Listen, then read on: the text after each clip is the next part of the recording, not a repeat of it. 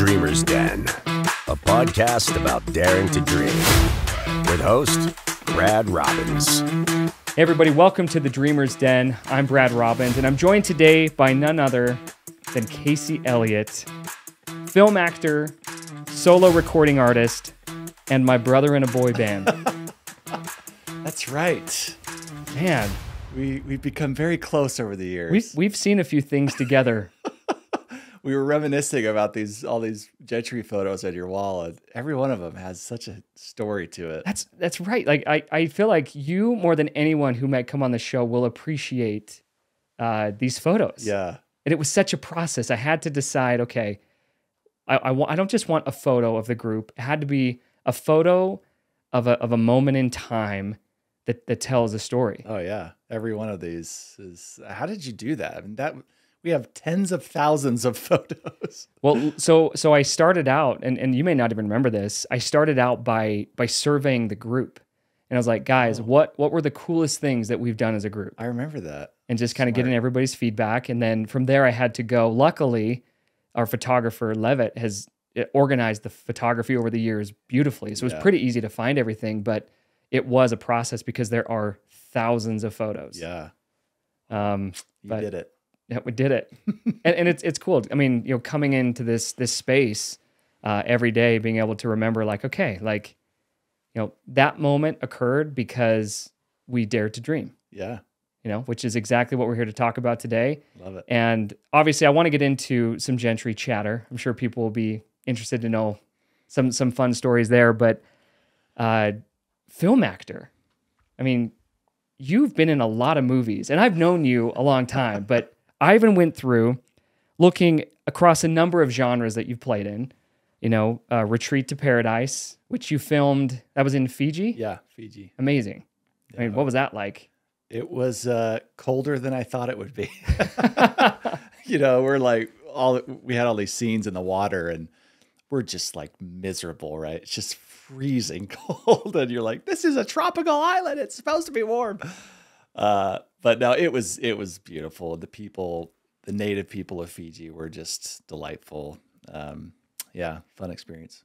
And then, of course, you're probably most recognized around the Utah scene in the film world as, various church films. Yeah. Including, and I would put this in that like church religious category, the Lamb of God concert. Oh yeah. Where you played Peter. Yeah. What was that experience like? I was familiar with the music somewhat. I had kind of heard bits and pieces of it.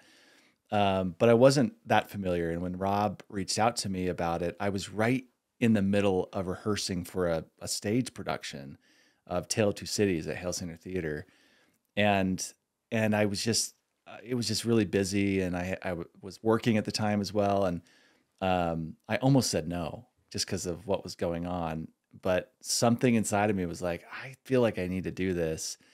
And even during the rehearsal kind of process of learning the music before we showed up on set, I was just sort of like, why am I doing this? This is so stressful. I'm really stressed out right now.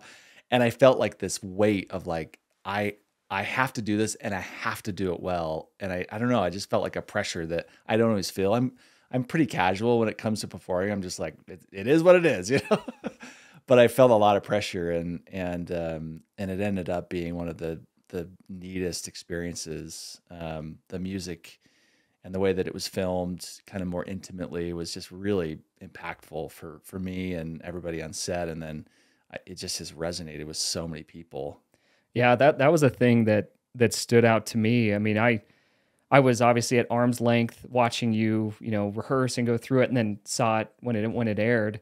But I think the moment for me when I realized like you had been a part of something truly special was this last summer. We were down in Peru, and we had been invited to do a fireside with Gentry for the missionaries, the LDS missionaries down there. And we were running, if you remember, like the fireside was running a little bit long. We're like, oh, we got to cut something. Oh, yeah. And there had been a special request prior to the fireside that you sang a song from the show. Yeah. What was the song again? It was, what is it called? I was a fisherman, or what is it called? Well, whatever it was. I mean, it was the mission president's wife, and she really wanted that song, but we ended up cutting it, and we get done with the Fireside, and she gets up to like wrap things up, and she's like, "This has been a great, night. Like, we felt the spirit. It's been awesome. Casey, will you sing that song though?" Like, we were not getting out of there until you sang that song. Well, and part of my motivation for suggesting that we cut it is I hadn't really sung it since then. So I was like, I don't want to botch this. And then of course she's like, and now we're going to have Casey sing the song. Like, okay, here we go. Hey, well, the good news is I didn't know the lyrics. So if you botched them, you fooled me. That's true. All right. So speaking of film acting, we need to address your most recent feature. Why are you laughing? No reason. So Casey recently starred in the Great American Network's smash hit. I mean, and like dead serious. Like it got streamed over 1 million times, of Destined at Christmas, and co-starred with my wife, Shay. Mm-hmm. And, I remember when the two of you got cast, you immediately calling me and being like, "Bro, like, let's have a chat. Is this weird?" And I specifically remember being like, "Honestly, it's going to be weirder for you two than it will be for me." And then I was like, "You're actually right." But no, so here's the thing, like as a performer, it's always like hard to watch, and I use big air quotes. It's harder to watch anything that your friends or someone is in some ways, right? Because like to the average patron or viewer, it's like they're this character, they're the star, but in the back of your mind, they're still like you're Casey, like it was just Shay. Right. But I'll say this, and granted, that genre is just we'll call it affectionately known as like the holiday romance cheese, like whatever you want to say, right? But in spite of all of that, in spite of the fact that I knew both of you very, very well, I loved the movie. Yeah. I think they did a good job. It was I feel like it broke the mold a little bit. And I just think, and I think maybe a part of it was the fact that Shay and I know each other so well and we're such good friends. And then of course my daughter being in it as well. Like the whole cast was just very familiar. And so you didn't have that kind of initial barrier of getting to know your castmates and finding that connection and charisma and stuff, because it's already there, Well, it not only did, so well that people were talking about it, because it aired like in October. It was like one of the first, if not the first movie, right? The first, like the first of 19 or 20 movies. Yeah, and it's been so popular that they're creating a sequel. Yeah. With aliens. No, I don't know. No, yeah, I'm so excited to do another one. I have no idea what the plot's going to be, because the movie you already found each other. Yeah, the movie ends with us finding each other, and but I guess maybe now there's the engagement or the wedding, or of course there's going to be some kind of misunderstanding and falling out. There has to be. It's a formula. You got to follow the formula. That's right. And my favorite part is that even though there is a formula and we all know how it's going to end, there's still that question, but are they? Is this the time that we get thrown the curveball? I mean, it must be. That must be why we keep watching these. We know what's going to happen, but we can't help it. Well, that's awesome. I'm excited to see it. Like I said, I actually genuinely enjoyed the first one, so that'll be pretty cool. Yeah. So I want to transition now to a segment that we call Out of Context. Okay. So I went back on your Instagram, found a post dated January 22nd, 2016, that if there was ever a photo to encapsulate Gentry meets film actor, I don't know what does. So I've got it here on this iPad. I'm going to hand it to you, have you take a look at it, and then I need you to explain what is going on here, because out of context, this can be a very confusing photo. Well, Brad, something you don't know about me is I'm really into LARPing. So this is a concept short film that actually, this is how I met Rob Santiano. Oh, no way. And Rob, for our listeners, Rob Santiano has shot most of our narrative music videos. And I just loved him on this project, and I've loved working with him on Gentry stuff. But yeah, this was a short film concept that was done to try to kind of pitch a full length feature film. It was called The Swordsman, and it was like this secret agent who was like a wizard, and there's like a bunch of magic stuff, and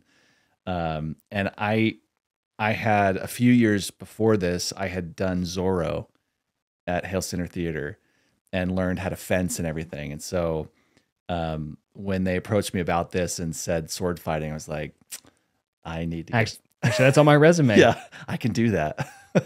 But these were broadswords, so it was very much like different kind of sword fighting, which is cool. Yeah, because Zorro's like fencing. Yeah, fencing, and these are, both hands, broadswords, huge. Were they real swords? Yeah, heavy. Like medieval style. Yeah. And the guy who plays the villain in this scene was like the fight choreographer. So we rehearsed probably 3 or 4 times before we shot it. And, the actor who plays the villain, like puts this mask on, and then it cuts and it's the other guy under the mask. And so I'm fighting the instructor. I love it. That's awesome. That's one prop we have yet to incorporate in one of our shows. Yeah. Wielding swords. There should be there's the movie medley game in our show. There should be something that has to do with sword fighting in our show. Yeah. Well, so it's interesting, right? Like you've done a lot of different things, on film, but you're before most people probably know you, I would say generally speaking, as a musician, but your original passion and kind of trajectory was to get into the film world. Yeah. So I got really into acting in high school in theater. My first musical was Wizard of Oz. I was a Winky, a jitterbug, and a citizen of Oz, baby. And then the next year I played the lead in the musical Joseph. And I think at that point I was just hooked. I just loved it. I was so into theater in high school that I took math, English, science, all like the required classes through an online university that provided like high school courses so that I could take more theater classes. So my senior year, I literally had all theater classes. And I actually forgot to do the homework for those online classes until about 2 weeks before everything was due. And my theater teacher and her daughters like literally helped me finish them so that I could graduate. Jeez. So yeah, after at the end of my high school, I auditioned for an acting school in Hollywood. It's called AMDA, and I got in. I had a scholarship. And yeah, that's kind of what I wanted to do. And then, so fast forward from that experience to what changed? Because you were on that trajectory. You stayed there for a while, but then there was kind of a shift. Yeah, there was. The school was in Hollywood, and I was living down there, and with my grandparents who lived nearby, and I can't, it's hard to describe what I kind of went through, but I just felt like I shouldn't be there, which is so weird, right? Because this was my passion. That was your dream. My dream. I just loved the idea I loved everything about it. Like on paper, it looked exactly like I wanted it to look and how I thought I wanted life to be at that point. But I just didn't feel right. I didn't feel comfortable. I didn't feel comfortable at the school. I'd go home to my grandparents. I didn't feel comfortable there.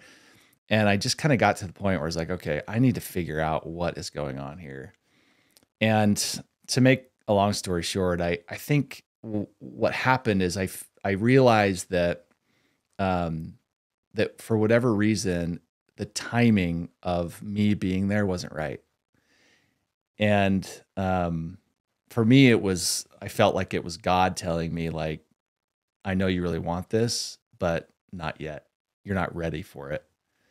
And you go through this this gamut of emotions. Like, well, yes, I am, and these are the reasons why, and I can do this, and I can do that, and think of all the good I could do, like all this stuff. And I had to be honest with myself and with God, and even if you don't believe in God, I think we all kind of feel this inner compass that maybe is guiding us one way or another, or speaking to us in various ways. And so, anyways, long story short, again, I had to make a decision. Like, do I leave the school and move on to something else, or do I just push through it? And I ended up leaving, and I was only there for about 3 weeks.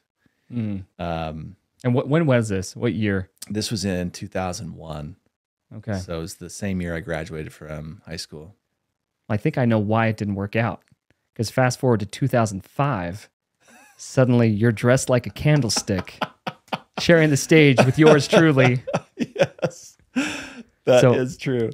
We don't ever get to talk about this. No. We met in a production of Beauty and the Beast back in 2005. Yeah. And the only way I could even remotely be convincing as the Beast is I had to wear a bright green Hulk jumpsuit. The things we do for live theater. Yeah. And then I remember, fast forward a couple years, my mom was like, "Hey, remember Casey Elliott?" I was like, "I think so. Yeah, he just got cast as Radames in Aida." And like, I had seen that in high school, so I knew like the role, and like, super buff, like it's a shirtless role. It's right. Like, singing your face off and like notes that men shouldn't even be allowed to sing. It's just crazy part. And I was like, wait, that tall lurpy candlestick guy? And she shows me a photo. I'm like, that was under the candlestick? Yeah, those candlesticks, you build up some muscle holding those things. The reality is, honestly, like holding the candlesticks up in that position was like exhausting. Yeah, it was. Geez. It was exhausting.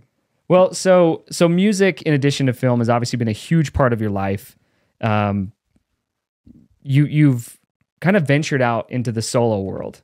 Yeah. So for those who are listening that maybe aren't familiar with Casey as a solo artist, he actually put on a Valentine's concert this last winter, and we went, and it was awesome.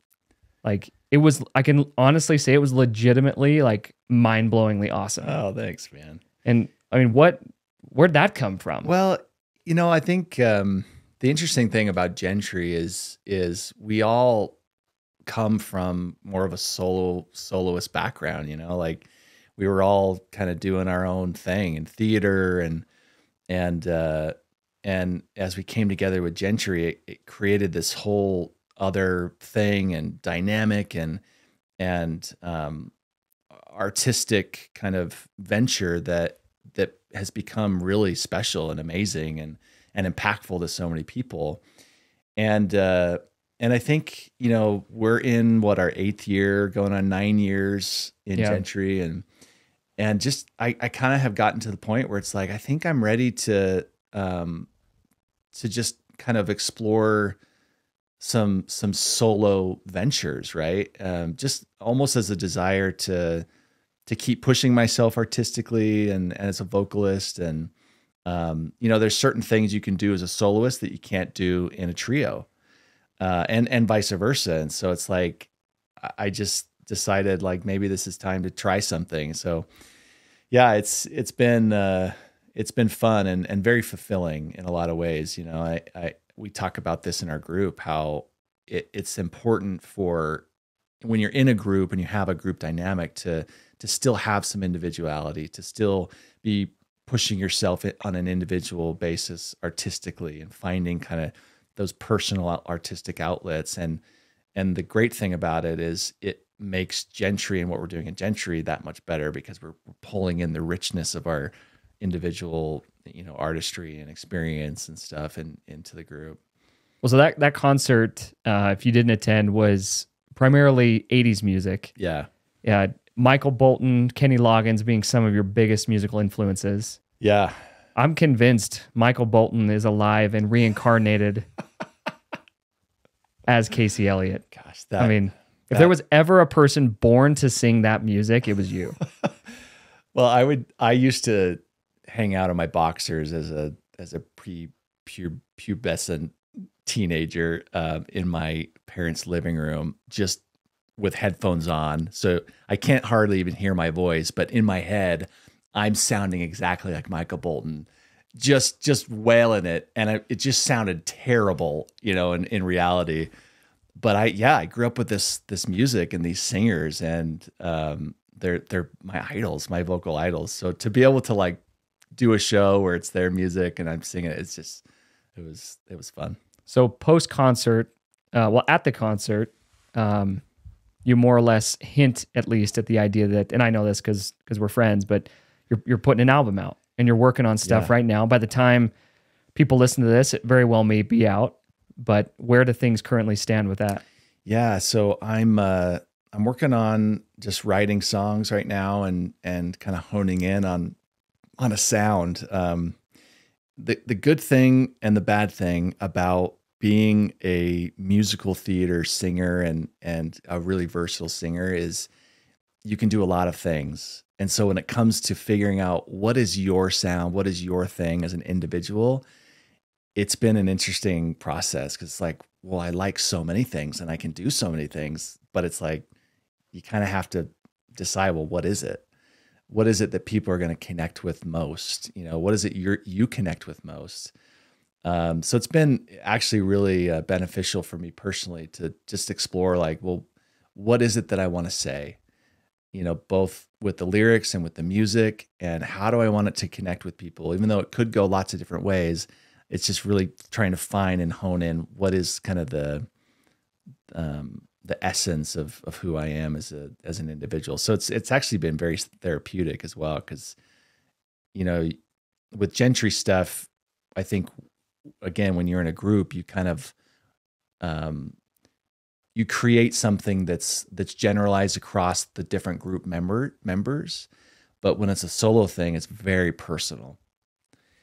So it's been fun and therapeutic in a lot of ways. Yeah. Well, I can't wait to hear it, man. Like I said, what I heard at the concert was amazing. And I know that it sounds like you're going to, lean more on the original side than the covers, but I mean, whatever it is, I'm excited. Thanks, man. And we'll make sure we push it out when it's available. So I want to do another segment, and this is actually one that I'm really excited about.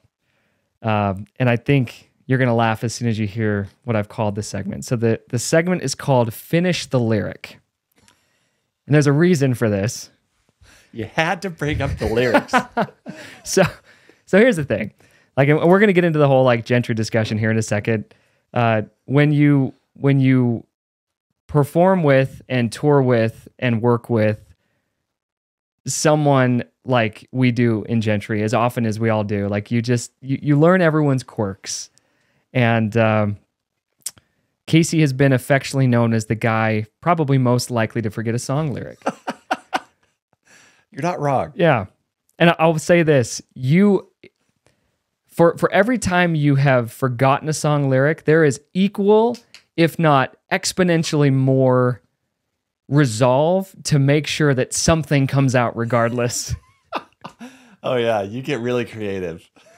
All right, so to be fair, I've pulled lyrics from our repertoire, so I'm not going to hit you with a song that you don't know. Okay.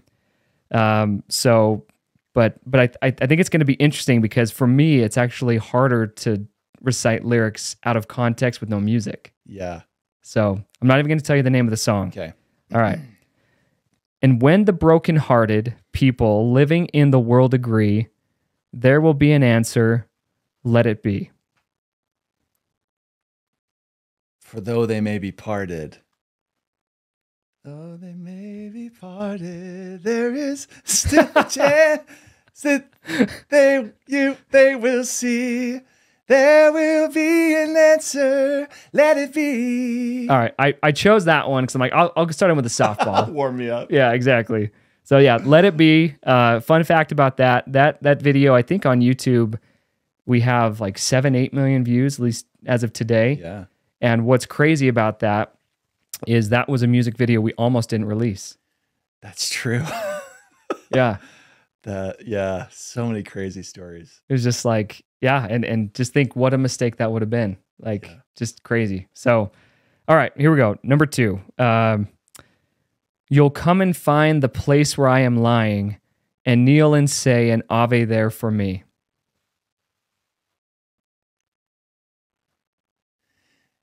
And I shall hear the soft dew tread above me. I'm doing well.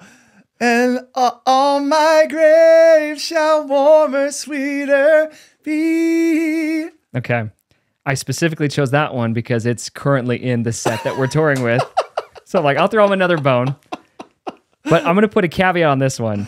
You can't sing. Oh, geez. This is okay, so I want to hard. see if you can just because when you sing, like it comes back quick, it's right? muscle memory. Yeah, 100%.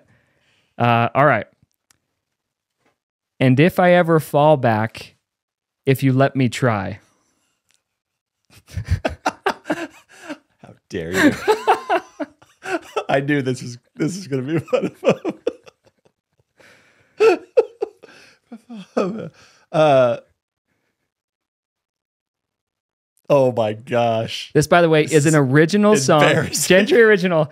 It also happens to be Casey's solo. Are you serious? Okay, one more time. Leave me in one more time. And if I ever fall back, if you let me try.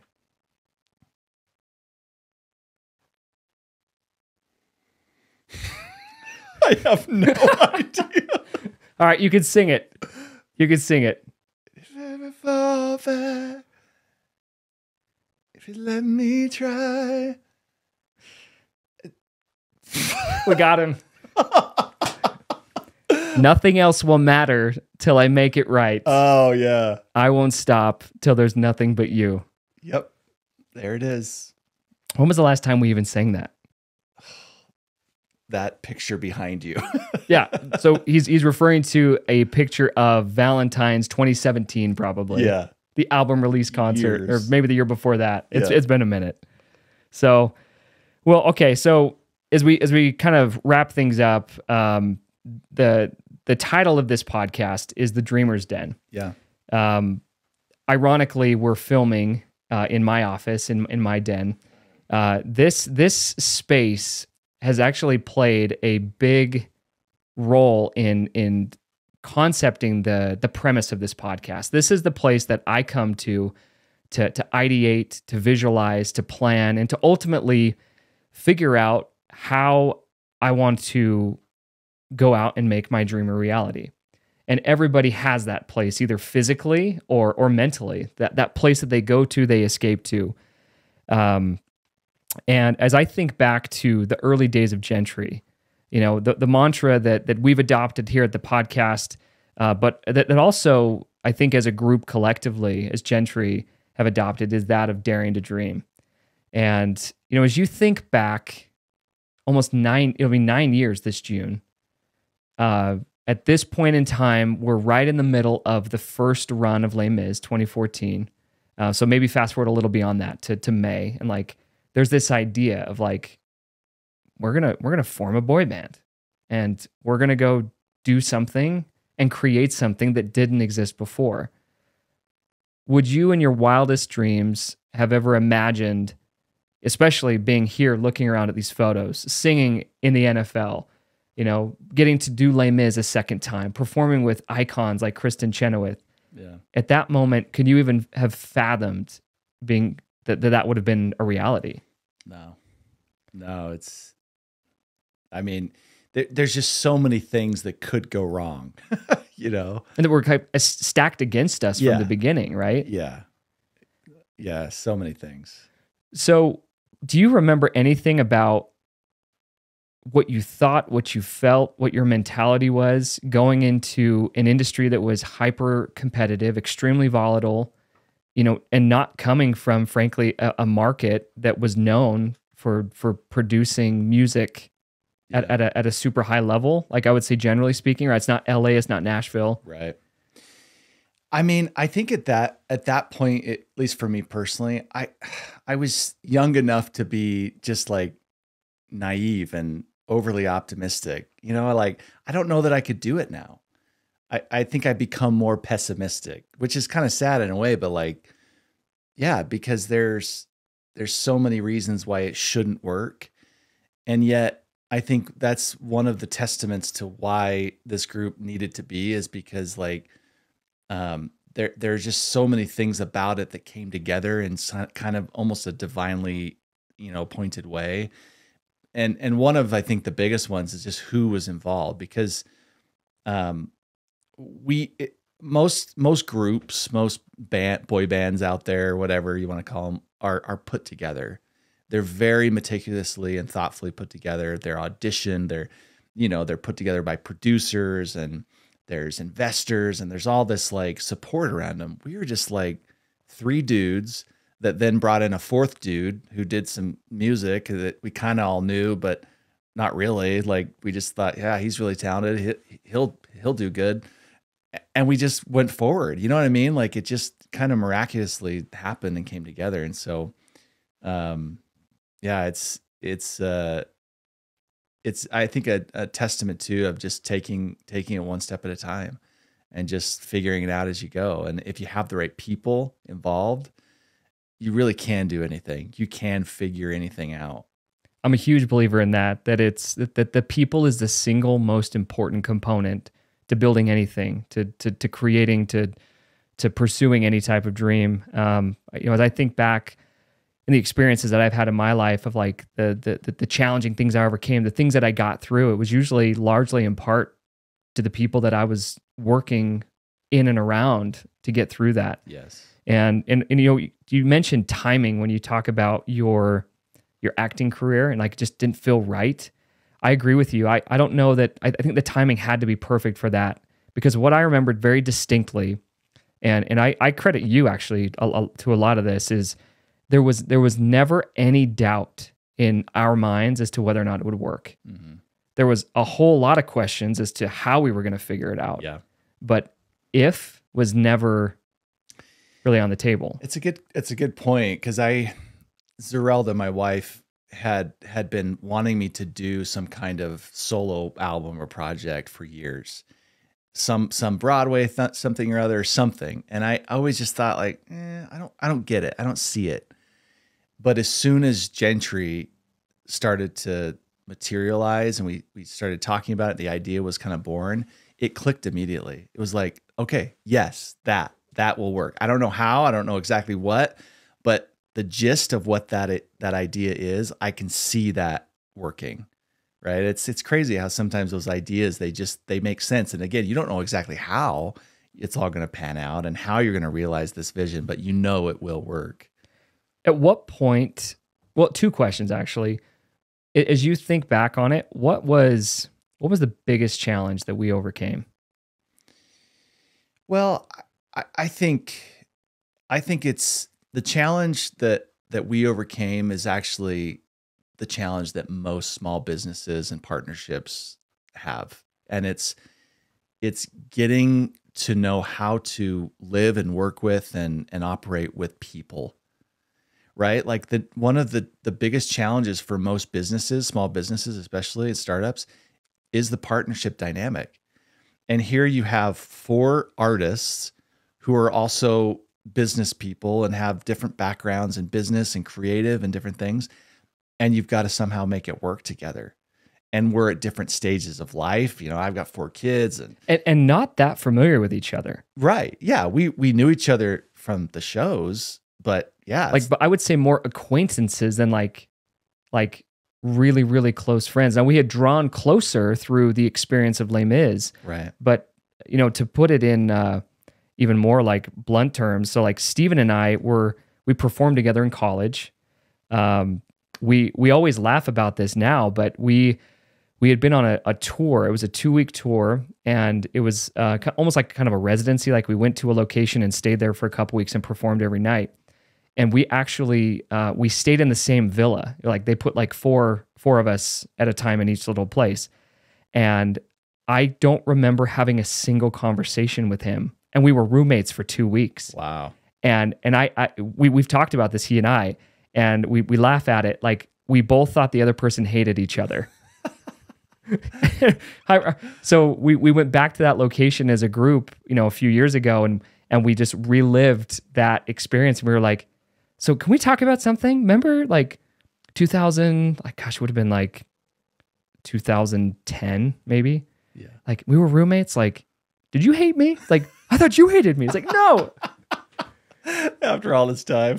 So I agree with you. I think, as people ask me, like, what's the biggest accomplishment of Gentry? It's the fact that we've survived each other for 9 years. Because you go through so much. There's so many reasons why it could potentially not work. Yeah, and it really is so important. And we kind of joke around about it. People ask us that sometimes, like, how do you guys get along? And it's like, well, we fight sometimes, but we get over it. We work through it. And really, like, the fact that we are able to argue or have disagreements or tiffs or whatever, but get through them has made our relationships that much stronger, has made our business stronger, everything is better. And it's like, it's really a testament to, if you can get through conflict and challenges in your business, in your relationship, whatever it is, and come out on the other side, you will have a better relationship. You will have a stronger relationship. Vulnerability, conflict makes relationships stronger if you can get through that. So the reality is we're not going to be the last to ever have a crazy dream, to sit back and say, and let's look at it contextually in the entertainment world. Entertainment's not going anywhere. COVID tried to wipe it out, didn't succeed. It's back stronger than ever. We'll call this the Dreamer's Digest. We're gonna distill everything that you've learned as a aspiring film actor, solo artist, member of Gentry, down into a few short statements. If you could give one piece of advice to someone who was at the very beginning of their journey, staring down this long road that inevitably follows when you go to pursue the world of entertainment, knowing what you know now, what would that piece of advice be to that person? That is such a good question. I think I would tell myself, expect it to be hard. Expect things to go wrong and be okay with it. Like, that is part of the process. There will always be challenges. Because I think throughout my career and life and stuff, when things have gotten hard, I've questioned, like, am I doing the right thing? Am I doing it the right way? Like, maybe I should give up. Maybe I should do something else. And it's like, no. Like, when it gets hard, that's actually evidence that you're doing something right. Because if it's not hard, if it hasn't gotten hard, if you haven't come up against really immense challenges, you probably haven't scratched deep enough. You probably haven't gone deep enough into what you're doing. And so, yeah, I would just say, keep going, keep digging. And if you can get past the challenges, like, what's on the other side is success. All right, man, this has been awesome. This has been great. Thank you so much for joining. Where can people find you? Where can they learn more about Gentry? Yeah, so gentrymusic.com, Gentry Music on all the socials. My solo stuff is just Casey C. Elliott on Instagram, and I just started using TikTok. I'm a little late to the game there. Are you doing dances on TikTok? No, just singing in my garage. The Garage Concert Series is something not to be missed, by the way. It is an interesting phenomenon. I truly do love singing in the garage, and it turns out other people like watching me in the garage. It's kind of weird, voyeuristic. That's awesome. That's awesome. Once again, you've been listening to Casey Elliott of Stage and Screen here on the Dreamer's Den podcast. If you'd like to learn more about Casey, you can visit his website, CaseyElliott.com, and you can watch him continue to follow his dreams on Instagram, as he said, at Casey C. Elliott. And if you liked what you've heard, don't forget to give us a follow across all social media, including Facebook, Instagram, TikTok, and YouTube at Dreamer's Den Podcast. And you can, of course, listen to all the episodes wherever you get your podcasts, Spotify, Apple Music. On behalf of the entire Dream Team, I'm Brad Robbins, reminding you to work hard, be kind, and always dare to dream.